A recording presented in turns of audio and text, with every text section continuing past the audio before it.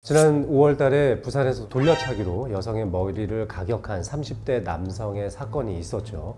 이 남성이 이제 사이코패스였다고 기사가 나오기도 했었습니다.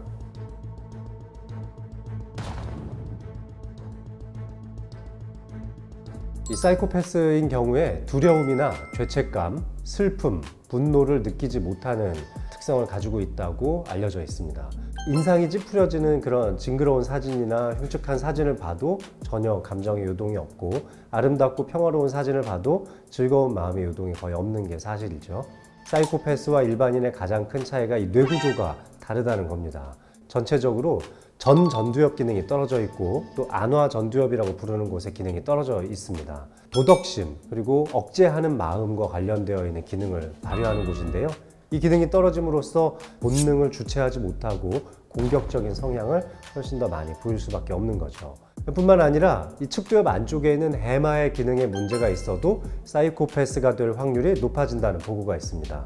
해마는 적인지 동지인지를 인지하는 기능도 담당하고 있는데, 이 해마에 문제가 생기게 되면 사회적 성향을 이해하는 게 불가능해지고 결국 폭력으로 이어진다는 것입니다. 전두엽 그리고 또 해마의 기능이 약해져 있을 경우에는 이 기억력 회로도 같이 나빠질 수밖에 없는데요. 노년기에 찾아올 수 있는 알츠하이머 병의 병태 생리와도 상당히 유사하기 때문에 사이코패스적인 기질을 가진 사람들이 나중에 더 나이가 들은 중장년기, 노년기로 접어들수록 치매에 걸릴 확률도 높다는 것이 저희 의학계의 전반적인 의견입니다. 여러분들이 인터넷에 떠도는 사이코패스 테스트 중에 가장 많이 해보신 테스트가 PCL-R이라는 테스트일 텐데요. 항목은 총 20가지로 나눠져 있고 0점에서부터 2점까지 점수를 매기게 되어 있는데요.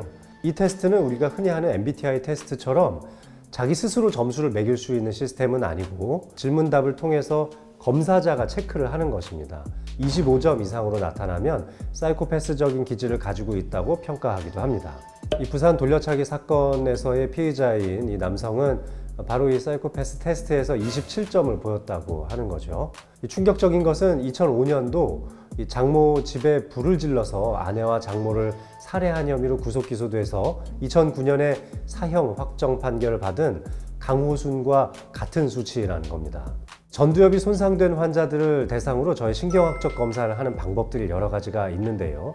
침상에 앉아 있는 환자 앞에 가위라든지 숟가락이나 젓가락 같은 것들을 이렇게 늘어놓고 만지지 마시라고 말씀을 드리면 그냥 가만히 보고만 있고 안 만질 수 있죠. 그런데 전두엽이 손상된 환자들은 그것을 안 만지고는 못 베기는 겁니다. 내 앞에 놓여져 있는 도구를 꼭 써야만 할 것 같고 해야만 할 것 같은 느낌이 드는 거죠. 즉 본인 스스로를 억누르는, 억제하는 힘 자체를 상실했다는 겁니다.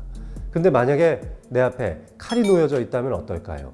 훨씬 더 공격적이고 반사회적인 성향을 가진 상태에서 범죄를 저지를 확률도 높아질 수밖에 없는 거죠. 따라서 이런 경우에는 우리의 충동을 억제시켜주고 조절해줄 수 있는 적절한 약물 치료가 필요하다고 볼 수 있습니다. 정신분열증에서 사용되는 약들이 상당히 많은데요.